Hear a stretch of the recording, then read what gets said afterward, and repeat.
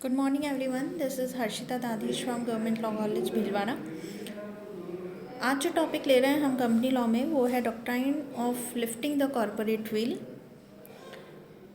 ये टॉपिक हम previous lecture में कुछ डिस्कस कर चुके हैं। जो इसका कॉन्सेप्ट वाला पार्ट है वो हम डिस्कस कर चुके हैं। आज doctrine of lifting the corporate wheel का जो एलिमेंट्स हैं और जो सर्कमस्टेंसेस हैं वो आज हम डिस्कस करेंगे। कल हमने डिस्कस किया था कि कॉरपोरेट वेल जो है एक पर्दा है जो कि कॉरपोरेट की एंटिटी को उसके मेंबर्स और डायरेक्टर्स की एंटिटी से सेपरेट करता है। कल हमने देखा था कि कंपनी जो है उसका अपना एक पृथक अस्तित्व होता है। ओके, इट मीन्स हम कह सकते हैं कि जो मेंबर्स और बोर्ड ऑफ डायरेक्टर्स हैं वो कंपनी के एक्ट्स के लिए लाइबल नहीं होते हैं because company and its members are different persons. ठीक है, कल हमने इसको एक case Solomon versus Solomon and company limited discuss करके इसे हमने समझ लिया था।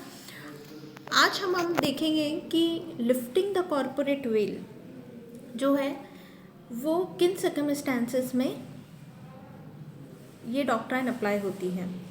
कभी कभी ऐसे सर्कमस्टेंसेस अराइज हो जाते हैं कि कंपनी जो है वहाँ पर कंपनी और मेंबर्स की एग्जिस्टेंस को सेपरेट नहीं समझा जाता है। It means we can say कि जो मेंबर्स हैं वो कंपनी के एक्ट्स के लिए लाइबल होंगे।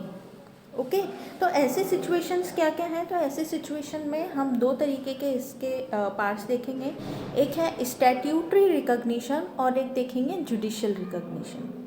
Okay, statutory recognition it means कि कंपनी लॉ में ऐसे कहाँ कहाँ प्रोविजंस हैं, ऐसे कौन से प्रावधान हैं जो कि कंपनी की एग्जिस्टेंस और उसके मेंबर्स की एग्जिस्टेंस को सेपरेट नहीं समझते हैं। तो हम डिस्कस करते हैं पहले statutory recognition. Section 7 clause 7 companies act 2013 का, अगर मान लीजिए कंपनी अपने रजिस्ट्रेशन के टाइम पे, इनकॉर्पोरेशन के टाइम पे अगर कोई सूचना गलत देती है, फॉल्स इन्फॉर्मेशन देती है, तो उस केस में कंपनी और उसके मेंबर्स की एग्जिस्टेंस को अलग नहीं समझा जाएगा। Okay, section 251 clause 1, section 251 clause 1 जो है सबसेक्शन 1 वो ये बोलता है कि अगर जब कंपनी का नाम रजिस्टर से हटाया जाता है लेकिन वो रिमूवल फ्रॉडुलेंटली यानी कपटपूर्वक अगर उसका नाम हटाया जा रहा है, कुछ तथ्य छिपाए जा रहे हैं या झूठा उसमें कोई रीज़न दिया जा रहा है, तो उस केस में भी कंपनी की एग्जिस्टेंस को मेंबर्स की एग्जिस्टेंस से सेपरेट नहीं समझा जाएगा और मेंबर्स जो हैं वो कंपनी के एक्ट के लिए लाइबल होंगे। नेक्स्ट सेक्शन जो है कंपनीज एक्ट का वो है सेक्शन 339। कंपनी का जब वाइंडिंग अप हो जाता है और उसके बाद अगर कंपनी जो है वो फिर भी अपना बिजनेस रन कर रही है, फ्रॉडुलेंटली कंडक्ट कर रही है, कपटपूर्वक कार्य कर रही है, ठीक है, परिसमापन के पश्चात भी, तो उस दशा में भी कंपनी और उसके मेंबर्स को अलग नहीं समझा जाएगा और मेंबर्स जो हैं वो कंपनी के एक्ट्स के लिए लाइबल होंगे। तो हम कह सकते हैं कि जो Solomon and Solomon company limited में जो प्रिंसिपल लेड डाउन हुआ था कि company and its members are different persons, वो ये एक तरीके से यहाँ पर हम एक्सेप्शन देखते हैं कि किन किन केसेस में कंपनी और उसके मेंबर्स को डिफरेंट नहीं समझा जाए। तो ये स्टैट्यूटरी रिकॉग्निशन हमने देख लिया है कि हमारे कंपनी एक्ट में ऐसे कौन कौन से प्रावधान दिए गए हैं, सेक्शन 7 में, सेक्शन 251 में और सेक्शन 339 में। अब आते हैं जुडिशियल रिकॉग्निशन पर। जुडिशियल रिकॉग्निशन जो है वो सर्कमस्टेंसेस के बेसिस पर है। It means facts to facts, ये कोई एक सर्टेन लिमिट नहीं है इनकी। जैसे जैसे केसेस आ रहे हैं वैसे वैसे इसमें हम मैटर को डिस्कस करते जाएंगे। सबसे पहले हम देखते हैं ऐसी कौन सी सर्कमस्टांसेस है जहाँ पर जुडिशरी ने ये डिसीजन लिया कि कॉरपोरेट विल को उठाना ज़रूरी है?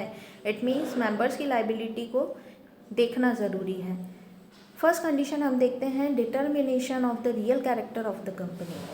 कभी कभी ऐसी सिचुएशन अराइज होती है कि कंपनी के वास्तविक चरित्र को देखना, उसके वो किस तरीके का है, कंपनी का नेचर क्या है, इस बात का पता लगाने के लिए, कैरेक्टर क्या है, इस बात का पता लगाने के लिए कॉरपोरेट विल को उठाना ज़रूरी हो जाता है। इसका एक लीडिंग केस है Daimler company limited versus continental tyre and rubber company limited.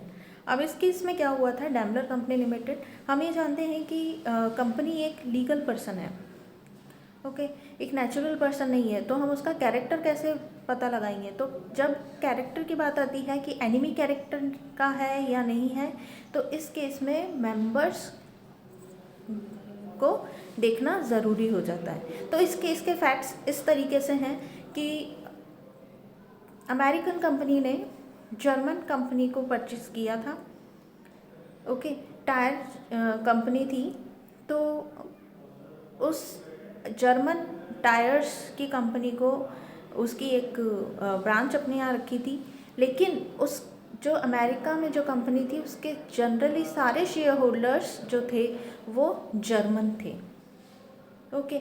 जब वर्ल्ड वॉर हुआ उस टाइम पे जो अमेरिका में कंपनी थी उनके कुछ मेंबर्स ने ये ऑब्जेक्शन अराइज किया कि इस कंपनी में जनरली सारे जो शेयर होल्डर्स हैं, मैक्सिमम शेयर होल्डर्स वो जर्मन ही हैं, और वॉर के टाइम पर ये कंपनी जो है वो एनिमी कैरेक्टर की हो गई है। क्यों?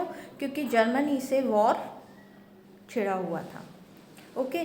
तो ये जो भी डिसीज़न लेगी वो एनिमी नेशन के फेवर में लेगी और हमारे फेवर में नहीं लेगी, ओके।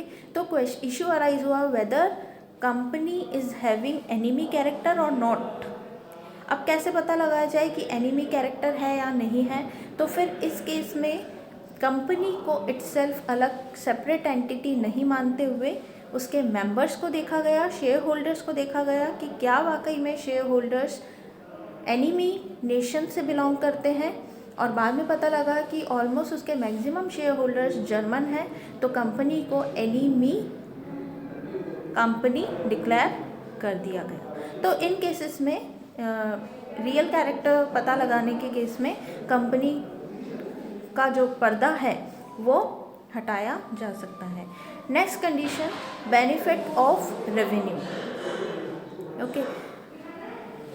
कभी कभी क्या होता है कि कंपनी को इनकॉर्पोरेट इसलिए किया जाता है, कंपनी का फॉर्मेशन इसलिए किया जाता है कि टैक्स से बचना है, ओके।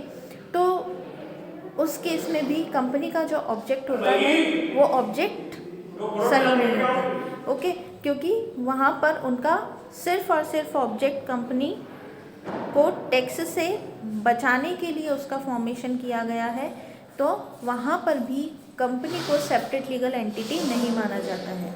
इसमें हम केस देखेंगे दिनशॉ मैनेक्जी पैटेट केस।